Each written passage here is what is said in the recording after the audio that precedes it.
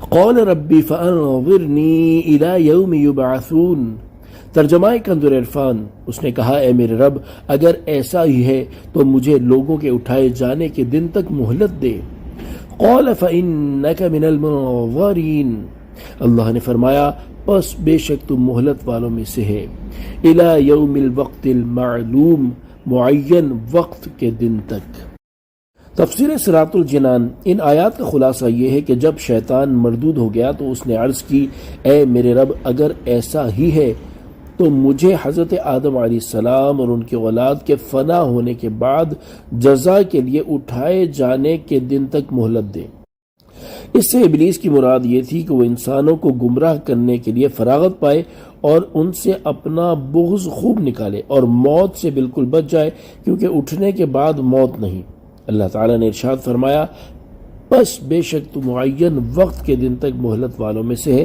یہ معین وقت سے قیامت کے پہلے نفخے تک کا وقت مراد ہے کہ جسے مخلوق کی فنا کے لیے معین فرمایا گیا ہے۔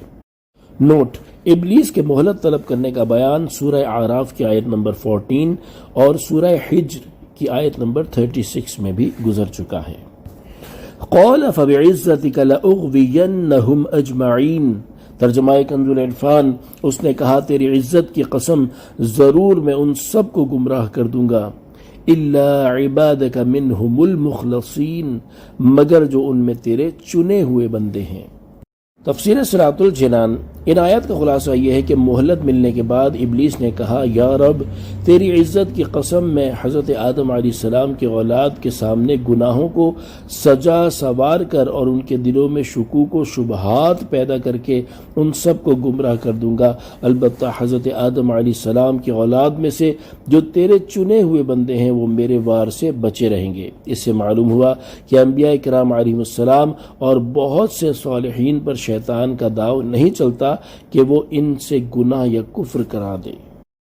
قال فالحق والحق اقول، ترجمہ کنز العرفان، اللہ نے فرمایا تو حق میری طرف سے ہی ہوتا ہے اور میں حق ہی فرماتا ہوں۔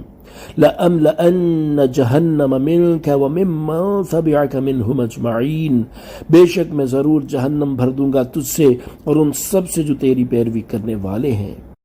تفسیر صراط الجنان، ان آیات کا خلاصہ یہ ہے کہ اللہ تعالیٰ نے ارشاد فرمایا تو سچ یہ ہے جو ہم ارشاد فرماتے ہیں اور میں سچ ہی فرماتا ہوں، بے شک میں ضرور تجھ سے اور تیری ذریت سے اور انسانوں میں سے جتنے لوگ اپنے اختیار سے گمراہی میں تیری پیروی کریں گے ان سب سے جہنم بھر دوں گا۔